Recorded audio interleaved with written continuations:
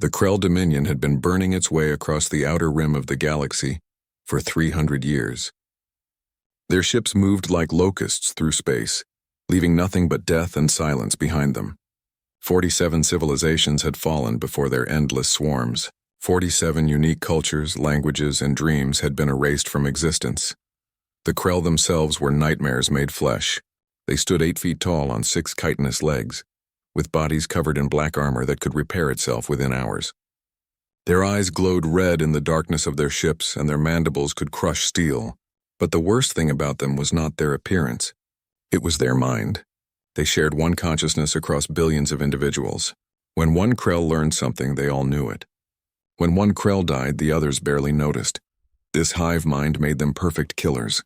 They felt no fear, no mercy, no doubt. They simply consumed and moved forward. Now they had come to Valesia.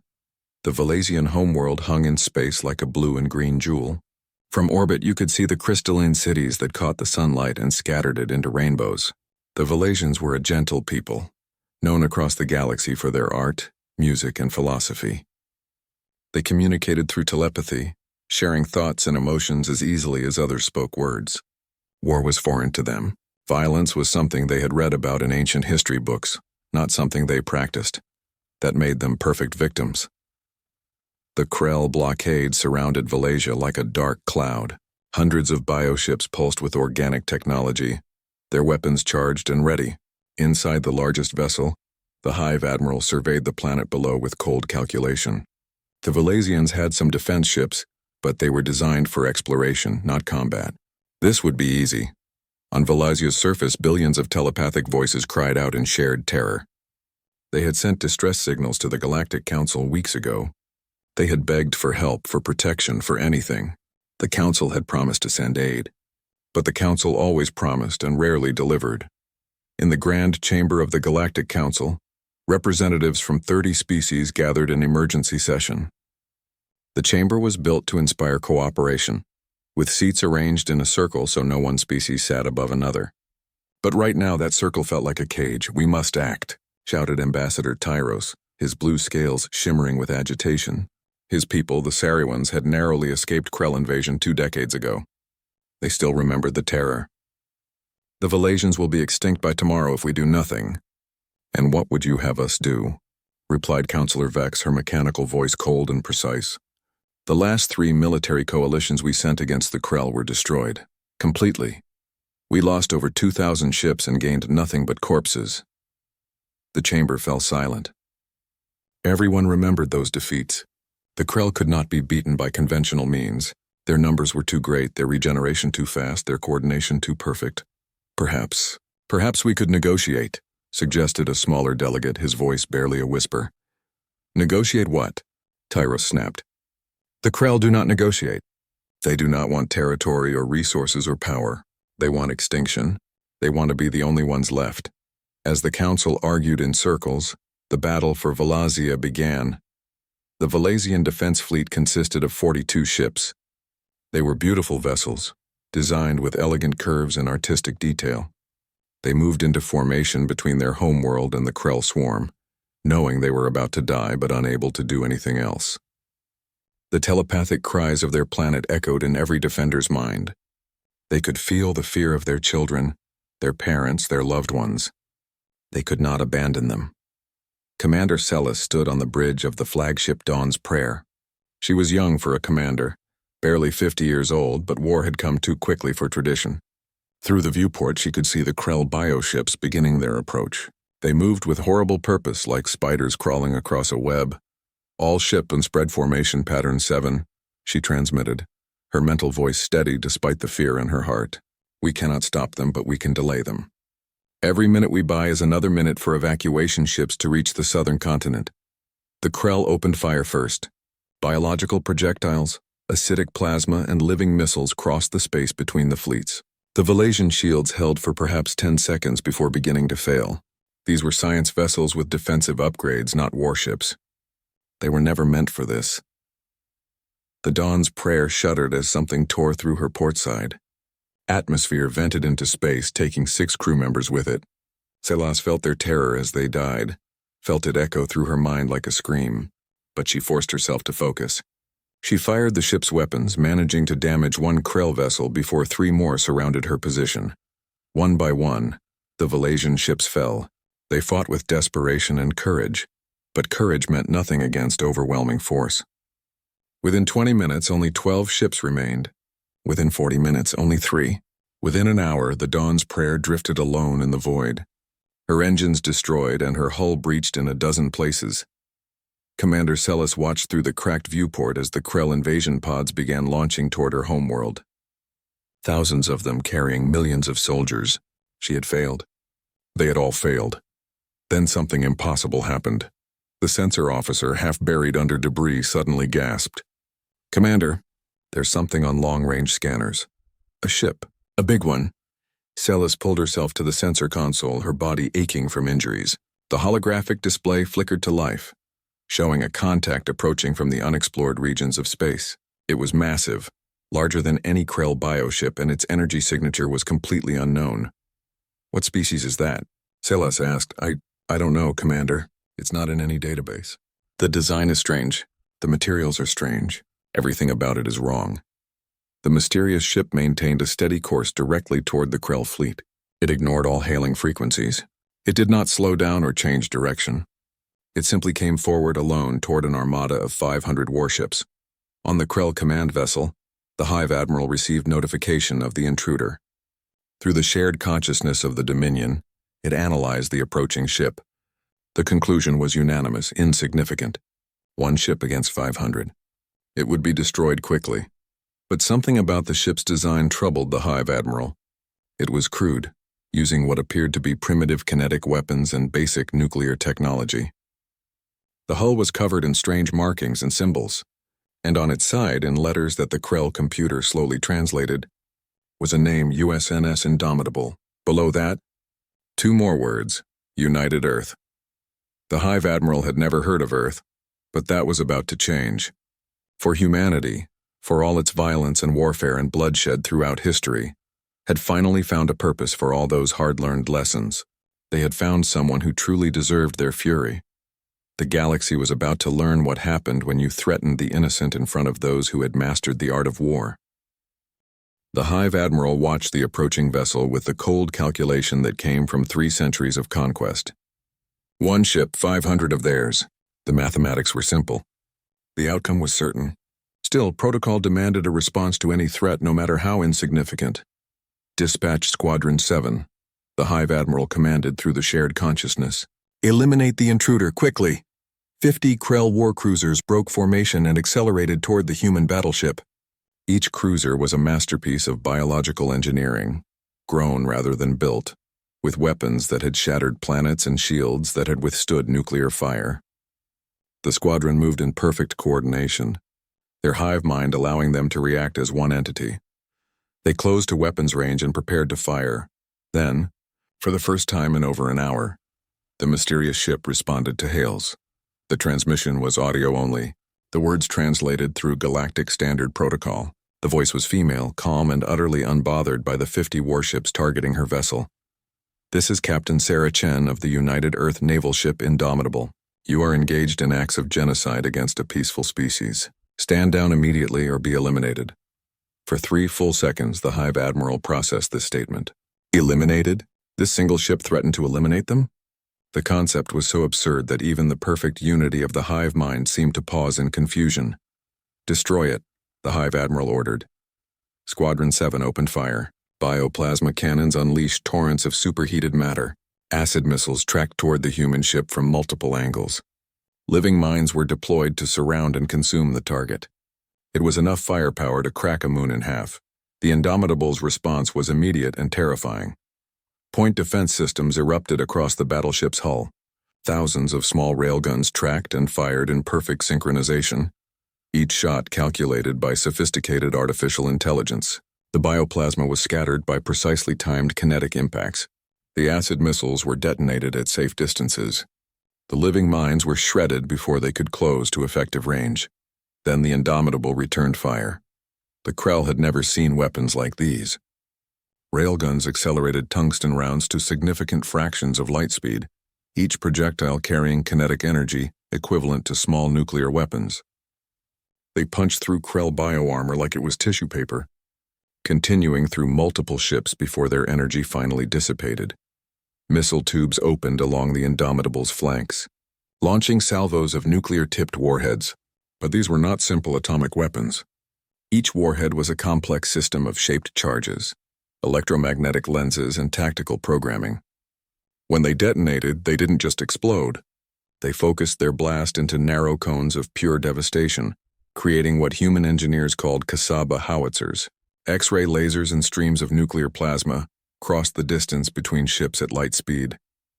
The Krell ships had shields designed to deflect energy weapons. But these weapons were kinetic and nuclear, technologies the Krell had abandoned thousands of years ago as primitive and inefficient. Their shields might as well have been made of paper. In the first minute, 12 Krell ships were destroyed. In the second minute, 15 more were crippled or vented to space. By the fourth minute, 35 of the 50 ships in Squadron 7 were gone, and the survivors were trying desperately to retreat. On the Indomitable's bridge, Captain Sarah Chen watched the tactical display with professional detachment. She was 42 years old, a veteran of the Belt Wars and the Martian Rebellion. She had spent her entire adult life learning how to kill efficiently. Earth's bloody history had prepared her well. "Cease fire," she ordered. "Let the survivors run back to their fleet. I want them to report what happened here." "Aye, Captain," replied Lieutenant Morrison from the tactical station. "All weapons safed." Jesus, that was almost too easy. "Don't underestimate them," Chen warned. "They've conquered half the galaxy for a reason. We just caught them by surprise. They've been fighting species that abandoned kinetic weapons and nuclear technology centuries ago. They forgot how dangerous simple physics can be." Across the galaxy, the Galactic Council watched through long-range sensors, their confidence in their own military doctrines suddenly shaken. For 3,000 years, galactic warfare had evolved toward energy weapons, plasma cannons, and defensive shields. Kinetic weapons were considered obsolete, too slow and too limited in an age of faster-than-light travel. But the humans had proven something the Council had forgotten. It doesn't matter how fast your shields recharge if a tungsten rod moving at a fraction of light speed punches through them before they can react. Ambassador Tyro stared at the tactical display in disbelief. They destroyed 35 ships in 4 minutes. 35. Using weapons we abandoned before we achieved spaceflight. "Not abandoned," corrected Counselor Vex, her mechanical mind rapidly analyzing the battle data. "We evolved past them. We assumed energy weapons were superior, but the humans never stopped developing kinetic systems. They weaponized physics itself. On the Krell command ship, the Hive Admiral received the reports from the survivors of Squadron 7. The shared consciousness processed the information instantly. This was not an insignificant threat. This was something new, something dangerous, something that needed to be crushed immediately before it could threaten the Dominion's expansion. Pride and fury filled the hive mind. No single ship had ever stood against them and survived. This insult could not be tolerated. The invasion of Valesia could wait an hour. First, they would destroy this arrogant newcomer and add its wreckage to the graveyard of those who had opposed them. "All ships," the Hive Admiral commanded, "abandon the blockade. Converge on the human vessel. I want 500 ships surrounding it within 10 minutes. Use overwhelming numbers. Crush them with sheer mass. Show them that defiance means death." The Krell Armada turned as one, a swarm of biological warships moving with horrible purpose. They formed a sphere around the projected position of the Indomitable, closing in from all sides. There would be no escape, no clever maneuvers, no possibility of survival. Just extinction. On Valesia, Commander Celis watched from the crippled Dawn's Prayer as the Krell fleet surrounded the human ship. She wanted to feel hope, but hope seemed foolish. One ship against 500. The humans had won one battle, but this was impossible. She tried to warn them. Her communications were barely functional, but she managed to send a tight beam transmission to the Indomitable. "Human vessel, retreat while you can. They will destroy you. You cannot fight them all. Please run. You tried to help us. We are grateful, but this is suicide." Captain Chen received the message and smiled grimly. She understood the Valesians' concern. By any reasonable military doctrine, this was suicide. One ship could not fight 500. It was mathematical impossibility. But Earth had never been reasonable. Humanity had spent 10,000 years perfecting the art of war, fighting themselves with increasingly sophisticated brutality. They had learned how to win when outnumbered, how to turn disadvantages into advantages, how to make the enemy's strengths into weaknesses. They had learned that warfare was not about fair fights or honorable combat. It was about winning, whatever the cost. Send a message to all Galactic Council observers, Chen ordered. Tell them to watch carefully. They're about to learn what humans mean by total war. On the tactical display, the Krell sphere was nearly complete. 500 ships surrounded them, weapons charged, ready to fire simultaneously and annihilate the Indomitable in a storm of bioplasma and living weapons. Captain Chen sat in her command chair, calm and focused. She had fought worse odds during the Belt Wars, when her cruiser had been ambushed by a full pirate fleet near Jupiter. She had survived because she understood a simple truth. Numbers only mattered if you fought the enemy's battle. The key was to make them fight yours. All hands, battle stations, she announced over the ship-wide intercom. This is going to get rough. Tactical, prepare firing solution Omega-7. Engineering, I need emergency power to kinetic systems. Helm, be ready for rapid maneuvering on my mark. She leaned forward, her eyes fixed on the approaching enemy. Let's show these bugs what Earth's children learned from centuries of warfare. All weapons free. Engage at will. The Indomitable, alone against 500, opened fire, and the galaxy learned to fear humanity. Space erupted into chaos. The Indomitable did not fight like any warship the Krell had encountered before. It did not hold position and trade fire. It did not try to break through the encirclement. Instead, it dove directly toward the densest concentration of enemy ships, accelerating to speeds that should have been suicide. She's insane, breathed Ambassador Tyros as he watched from the council chambers. She's flying into the middle of them. But Captain Chen was not insane. She was calculating. The Krell had surrounded her ship in a perfect sphere, every vessel positioned to create overlapping fields of fire with no gaps. It was textbook military doctrine, designed to ensure the target could not escape and would be hit from all sides simultaneously. It was also a fatal mistake. The Indomitable's first action was to launch a spread of nuclear-pumped mines behind it. These were not traditional mines that waited for enemy ships to approach. Instead, they detonated immediately, creating massive clouds of superheated plasma and electromagnetic interference. The expanding spheres of destruction crashed into the following Krell ships, overwhelming their sensors and shields. While the Krell behind her were blinded, Chen executed a maneuver that human pilots called threading the needle.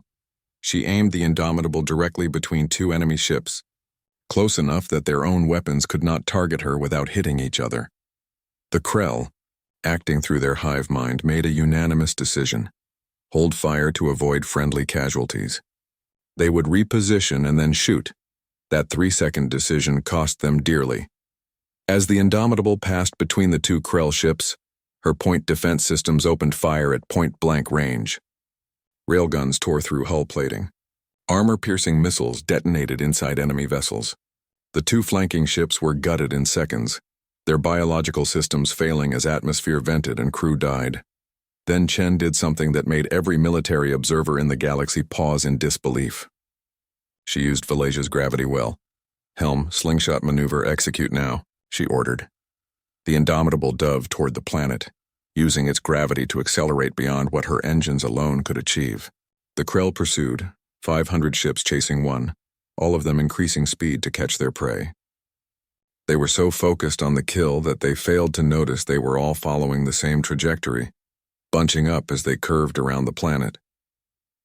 Captain Chen waited until the perfect moment. Fire solution Omega-7. All guns. Now. The Indomitable had been built on the philosophy that you could never have too many guns. Her design included 42 railgun batteries, 80 missile tubes, and 36 point defense clusters. They all fired simultaneously, not at the pursuing ships, but at the space debris field created from the earlier battle. Hundreds of tungsten rounds struck the wreckage of destroyed Krell vessels, dead Valesian ships, and random space debris. The kinetic impacts sent shrapnel flying in all directions, each piece accelerated to lethal velocities. The pursuing Krell fleet flew directly into this expanding cloud of destruction. It was like flying through a sandstorm made of knives. Small impacts became penetrating hits. Penetrating hits became cascading failures. Ships crashed into each other trying to evade. The perfect coordination of the hive mind became a liability as panic spread through the shared consciousness. The Krell lost 60 ships in that single maneuver. Not destroyed outright, but damaged, crippled, leaking atmosphere and crew. They were combat ineffective, drifting hazards that made the battlefield even more dangerous for their allies. Humans, Counselor Vex said quietly, her mechanical voice carrying a note of something that might have been admiration, have turned debris into a weapon.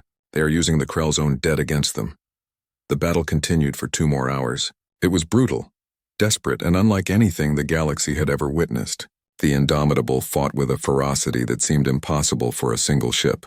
Captain Chen demonstrated tactics that no military academy in the Council taught, because no one had fought wars the way humanity had. She used the planet's atmosphere to hide in sensor shadows. She fired missiles on ballistic trajectories that took 30 minutes to reach their targets, forcing the Krell to maintain defensive awareness across huge volumes of space. She even launched empty cargo containers on random vectors, forcing the enemy to waste ammunition on decoys. But the most shocking moment came when the Krell made their final, desperate play. The Hive Admiral, watching the casualties mount to obscene numbers, made a decision born of frustration and fury. The Krell would use their greatest advantage, close combat. They would board the human ship and tear it apart from within. 300 Krell bioships accelerated to ramming speed, their hulls reinforced for impact. They would crash into the Indomitable, breach her hull, and send thousands of Krell warriors into her corridors. In close combat, the Krell were unmatched. Their regenerative abilities, their physical strength, their fearless hive mind coordination made them perfect killing machines in tight spaces. It should have worked. Captain Chen watched the approaching boarders with grim satisfaction. They're coming in hard, good. Marines, prepare to repel boarders. Show them what power armor can do. The first Krell bioship crashed into the Indomitable's port side, its organic hull splitting open to disgorge 100 warriors. They poured through the breach like a flood of chitinous nightmares, mandibles clicking with anticipation, ready to tear through the soft-bodied aliens who dared challenge the Dominion. They made it approximately 15 feet before encountering something they had never seen before. Human Marines in Mark 7 power armor. The armor stood 9 feet tall and weighed half a ton. It was powered by compact fusion reactors and equipped with integrated weapons systems. Each Marine was essentially a walking tank, capable of lifting a car, surviving in vacuum, and delivering firepower that could destroy light vehicles.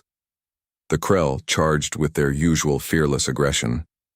The Marines opened fire with rotary cannons that fired explosive rounds at 4,000 rounds per minute. The corridor became a meat grinder. Krell bodies were literally torn apart by the sustained fire, their regenerative abilities overwhelmed by sheer destructive power. When the Krell tried to close to melee range, they discovered that human power armor was not just for show. The Marines met them hand to hand, using servo-enhanced strength to literally rip Krell warriors apart. One Marine grabbed a Krell by 2 of its legs and used it as a club to beat 3 others to death before discarding the broken corpse. The boarding action lasted 7 minutes. In that time, over 600 Krell warriors entered the Indomitable. 53 made it deeper than the first 3 corridors. None survived. The human casualty report showed 4 Marines with minor injuries and 1 with a damaged armor servo. The Hive Admiral, experiencing the shared death of hundreds of warriors simultaneously, finally understood true fear. These humans did not just understand space warfare, they understood ground combat at a level that suggested centuries of practice. The Krell had evolved as hunters, but the humans had evolved as something more terrible. They were survivors who had learned to hunt the hunters. Retreat, the Hive Admiral commanded through the hive mind. All ships, full retreat. Now. For the first time in 300 years of conquest, the Krell Dominion fled from battle. Of the 500 ships that had surrounded the Indomitable, fewer than 200 were combat effective enough to execute the retreat order. The rest drifted as wreckage or limped away on damaged engines. On Valesia, Commander Celis watched in stunned silence as the Krell fleet broke and ran. Around her homeworld, the few surviving Valesian defense ships were receiving an urgent transmission from the human captain. Valesian forces, this is Captain Chen. We've driven them off, but they'll regroup eventually. I'm transmitting tactical data and defensive patterns. Use this time to evacuate your wounded and prepare better defenses. And someone please tell your people that Earth sends its regards. In the Galactic Council chambers, absolute silence reigned. 30 species watched the aftermath of the battle, trying to process what they had witnessed. One ship, one human ship against 500 Krell vessels. And the humans had won, not just survived. One Ambassador Tyros was the first to speak. We need to establish contact with Earth immediately. We need to know who these people are, where they came from, and he paused, his voice dropping to a whisper. We need to make very certain they are our friends and not our enemies. Because in the span of a single battle, the galaxy had learned a terrifying truth. There was a species out there that made the Krell Dominion look like amateurs. A species that had weaponized physics itself, that fought with creativity and brutality in equal measure, that could turn any environment into a killing field. Humanity had arrived on the galactic stage, and they had announced their presence with the sound of railguns. News of the Krell defeat spread across the galaxy faster than light itself. Within hours, every species with FTL communication capabilities knew that the impossible had happened. The Krell Dominion, the nightmare that had consumed 47 civilizations, had been beaten back by a single ship from an unknown species called humans. The Galactic Council's emergency session was the most crowded in recorded history. Representatives from species that had not attended council meetings in decades suddenly appeared, all wanting to know the same thing.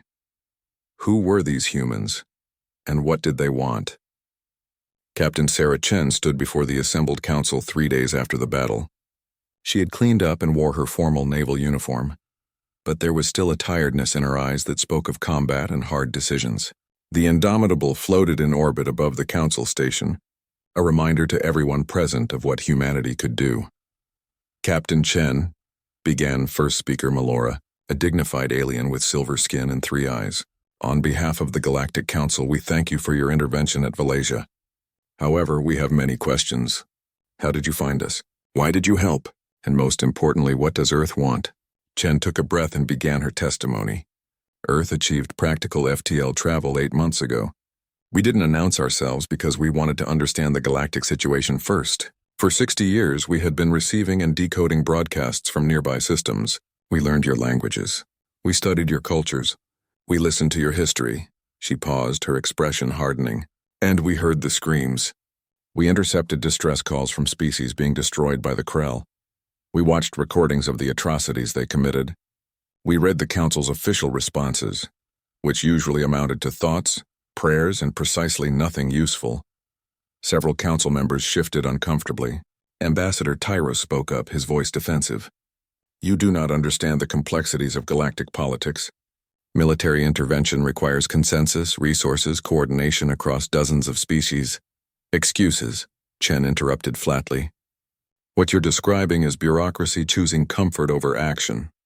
The Krell have been conducting genocide for 3 centuries, and you've done nothing effective to stop them, because stopping them would be difficult and expensive and might fail. First Speaker Melora's expression remained neutral. You judge us harshly, Captain. But tell me, if Earth is so principled, why did you send only 1 ship? Why not a fleet if you care so much about stopping genocide? Chen smiled, though there was no humor in it. We sent the Indomitable as a test. We needed to understand how the Krell fought, what their capabilities were, whether our weapons and tactics would be effective. We intercepted Valesia's distress call and decided to intervene. Consider it a field exercise, a test? Counselor Vex leaned forward, her mechanical body whirring softly. You risked your ship and crew as a test? We're the military, Chen replied simply. Risk is what we do. And yes, it was a test, one we passed. Now we know we can fight the Krell effectively. Now we know your defensive doctrines are outdated. Now we know the galaxy needs help whether it wants to admit it or not. The council chamber erupted in multiple languages as representatives argued among themselves. Some were offended by Chen's bluntness. Others were hopeful. A few were clearly terrified. First Speaker Melora called for order. Captain Chen, your actions saved the Valesian people, and for that we are grateful. But you must understand our concern. Your species appears from nowhere with military technology we do not fully understand, defeats an enemy that has terrified us for centuries, and now stands before us making judgments about our policies. How do we know you are not simply a different kind of threat? It was a fair question, and Chen had expected it. You have to make a choice based on actions, not words. We could have demanded tribute from Malaysia for saving them. We didn't. We could have seized territory or resources. We haven't. We could have simply left after the battle. We stayed to help with reconstruction and share defensive tactics. She pulled up a holographic display showing the Indomitable's specifications. The council members leaned forward, studying the data with intense interest. Then Chen zoomed out, revealing a classification system. The Indomitable was listed as an escort carrier, one of the smallest capital ships in the Earth fleet. The silence in the chamber was absolute. That's right, Chen said quietly. The Indomitable is what we consider a medium-sized support vessel. It's not even in our top 20 largest warships. If you're wondering whether Earth could conquer the galaxy, the answer is probably yes. But we're not interested in conquest. We've spent the last 10,000 years conquering each other, and we're tired of it. We finally united as a species about 200 years ago, and we're still learning how to work together. She closed the display and faced the council directly. Earth wants to propose an alliance, not one based on fear or dominance, but on mutual defense. We'll share our military technology and tactical doctrine. In return, we want access to your scientific knowledge, your medicine, your culture. We want to trade, learn, and grow together. But there's one condition that's non-negotiable. And what is that? Asked First Speaker Melora. No more appeasement of aggressors, Chen stated firmly. No more sitting in comfortable chambers debating while civilizations burn. No more counting the cost of action while ignoring the cost of inaction. The Council needs to form a true defense coalition, with real military coordination and the will to use it. If you want our help against the Krell or any other threat, you need to be willing to fight alongside us. Ambassador Tyro stood, his scales shimmering with emotion. Many of us would welcome such an alliance, Captain. But you must understand, not all council species are warriors. Some of us are philosophers, scientists, artists. We are not built for war. Neither were the Valasians, Chen countered, but they fought anyway when they had no choice. I'm not asking you to become warriors. I'm asking you to support those who fight on your behalf, and to contribute to the defense of civilization in whatever way you can. The Krell understand only strength. Right now you show them weakness divided into 30 different flavors. The debate continued for hours. Some species pledged immediate support for the alliance. Others wanted to deliberate with their home governments. A few, isolated and far from Krell space, questioned whether any action was needed at all. As the council argued, something was happening in the depths of Krell space that would make their decision much easier. The Hive Admiral had returned to the Krell birthing worlds in disgrace. The shared consciousness of the Dominion vibrated with fury at the defeat. For 300 years they had been unstoppable. Now a single ship from a species they had never heard of had shattered that invincibility. The Krell Empress herself, ancient and massive in her bio-throne, demanded answers. Through the hive mind, she studied every detail of the battle. She analyzed human tactics, weapons, and capabilities. And she reached a conclusion that sent ripples of determination through billions of Krell warriors across dozens of systems. This human threat must be crushed immediately. Not just defeated, crushed, destroyed so completely that no trace remained. The Dominion would gather its full military might, thousands of ships from core territories that had not seen battle in decades. They would find Earth and burn it to ash. They would make an example that would terrify the galaxy into submission for another 300 years. The Krell began their mobilization. It would take months to gather their forces, but when they struck, it would be with overwhelming power. No single ship, no matter how advanced, could stand against their true might. They had learned from their mistake. They would never underestimate these humans again. Back at the council station, Captain Chen received an encrypted transmission from Earth Fleet Command. She read it quickly, then allowed herself a small smile. She interrupted the ongoing debate politely but firmly. First Speaker, council members, I've just received notification from Earth. I thought you should know that Earth has not been idle while waiting for your deliberations. 3 months ago, we dispatched the Third Fleet to this sector as a follow-up to the Indomitable's mission. She pulled up a new holographic display. It showed 20 battleships, each twice the size of the Indomitable, along with 40 cruisers, 60 destroyers, and a full complement of support vessels. Over 150 warships in total. They'll arrive in approximately 4 weeks, Chen continued. Their mission is to permanently resolve the Krell threat. We're not asking for your permission. We're offering you the chance to participate, to show the galaxy that civilization can defend itself when it chooses to act together. The council chamber erupted again, but this time the tone was different. Before, the debate had been whether to ally with humans. Now it was about how quickly they could prepare their own forces to join them, because the galaxy was about to witness something unprecedented. Humanity wasn't just going to defend against the Krell. They were going to war, and when Earth sent its fleet to war, the galaxy would learn the difference between fighting for survival and fighting to win. 3 months later, the combined fleet assembled at the edge of Krell space. 20 human battleships floated in formation alongside 300 vessels from 14 council species. It was the largest military coalition the galaxy had seen in over 1,000 years. And it existed because humanity had proven that the Krell could be beaten. Admiral Marcus Stone commanded the human Third Fleet from the battleship USNS Thunderchild. He was 60 years old, gray-haired, and carried the weight of 2 colonial wars and a dozen smaller conflicts on his shoulders. He had volunteered for this mission the moment he heard about the Krell. Stone had spent his career fighting human threats. The chance to fight for something larger than Earth politics had appealed to him. Status report. Stone requested from his command chair. All human vessels ready and in position, reported his tactical officer. Council forces are still organizing into their assigned formations. The Saruans are having trouble with their navigation systems again. Stone allowed himself a small smile. Send them our nav data and have Lieutenant Park walk them through the synchronization. We need everyone on the same page before we jump. The past 3 months had been intensive. Human military advisors had spread across the Council fleet, teaching combined arms doctrine, coordinated fire patterns, and modern tactical theory. It had been challenging. Many species had not fought a major war in centuries. Their ships were designed for exploration or light patrol duty, not sustained combat. But they were learning, and more importantly, they were trying. Counselor Vex, now serving as the Council's military liaison, appeared on the command screen. Admiral Stone, the Council forces report ready, though I must express concern about our chances. Krell intelligence indicates they have assembled over 3,000 ships in their core systems. We are still outnumbered 10 to 1. Noted, Stone replied calmly. But numbers aren't everything. The Krell are about to learn what humans call combined arms warfare. Your energy weapons will complement our kinetic systems perfectly. They're expecting us to fight the way they've always been fought. We're going to do something different. The fleet jumped to FTL, emerging in Krell space 3 hours later. The sight that greeted them was staggering. The Krell had gathered their full might around their primary birthing worlds. Bioships stretched across the void in impossible numbers, organized in defensive layers that would take hours to penetrate.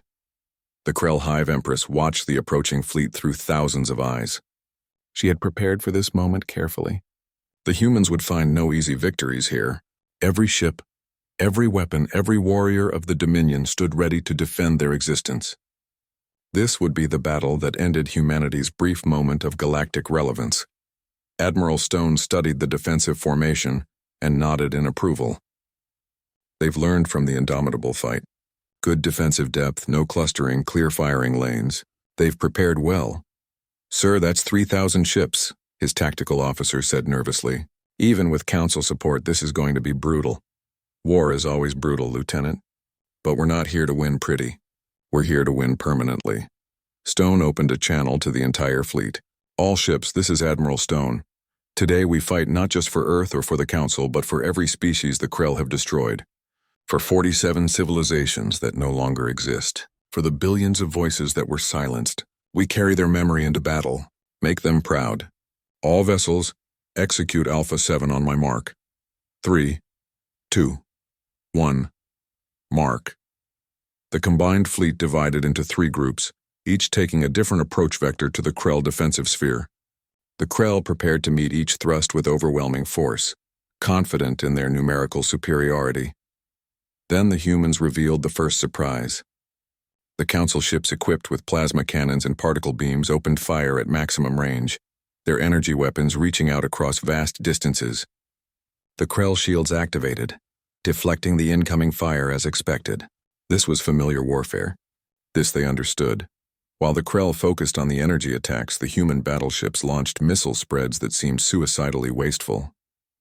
Hundreds of missiles, each on a ballistic trajectory, traveling at sublight speeds that would take minutes to reach their targets. The Krell tracking systems flagged them as low-priority threats. Missiles that slow could be intercepted easily.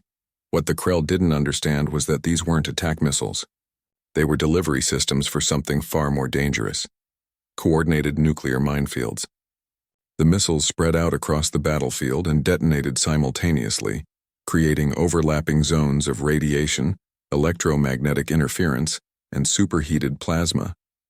The Krell shields, designed for direct fire, suddenly found themselves trying to protect against environmental hazards from all directions. Council forces, concentrate fire on grid sectors 7 through 12, Stone ordered. Hit them while their shields are cycling.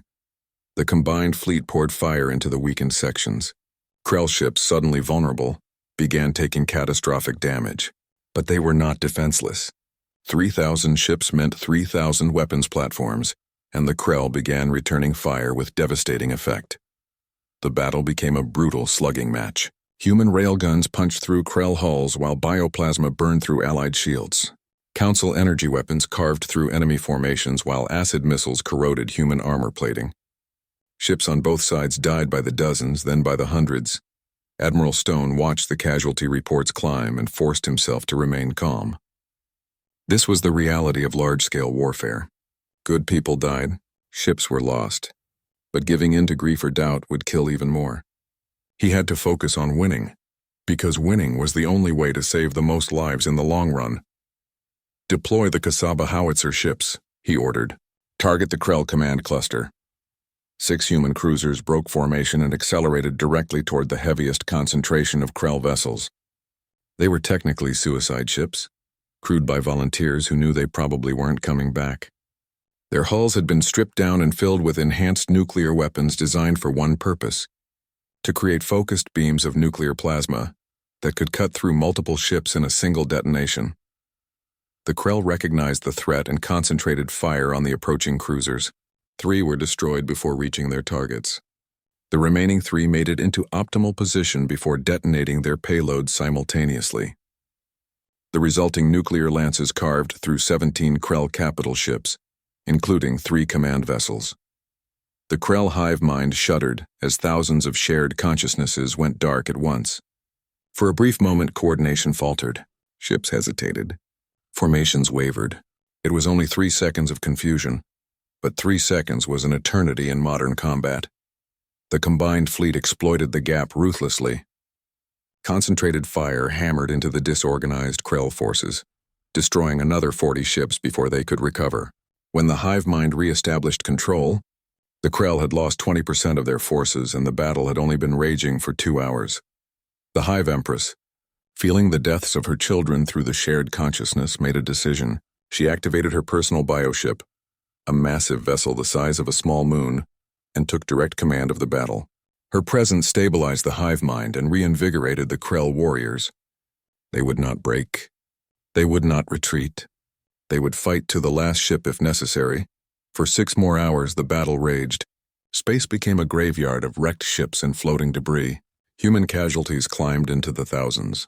Council vessels were lost by the dozens, but the Krell were losing faster.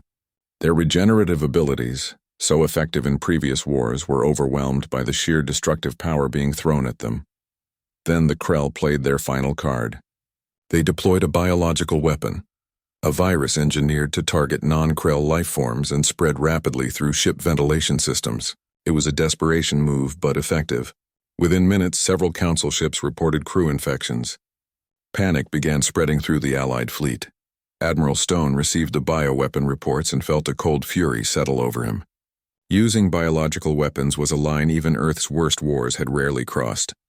The Krell had just made this personal. Deploy countermeasure packages, he ordered. Send the medical data to all Allied ships immediately. His medical officer looked confused. Sir, we need time to analyze the virus and develop a cure. That could take days. We don't need to develop a cure, Stone replied grimly. We already have one. You think Earth hasn't spent centuries preparing for biowarfare? We've cataloged and created countermeasures for thousands of potential biological agents, nanomedical treatments, broad-spectrum antivirals, adaptive immune boosters. We learned this lesson the hard way in the biowars of 2087. Send everything we have to the infected ships. Within 30 minutes, The Krell bioweapon had been neutralized. The Allied crews recovered, the panic subsided, and the Krell's final advantage evaporated. They had nothing left but numbers, and those numbers were shrinking rapidly. The Hive Empress, watching her forces crumble, finally understood what Captain Chen had tried to tell the galaxy. Humans were not simply a warrior species. They were survivors who had weaponized their survival.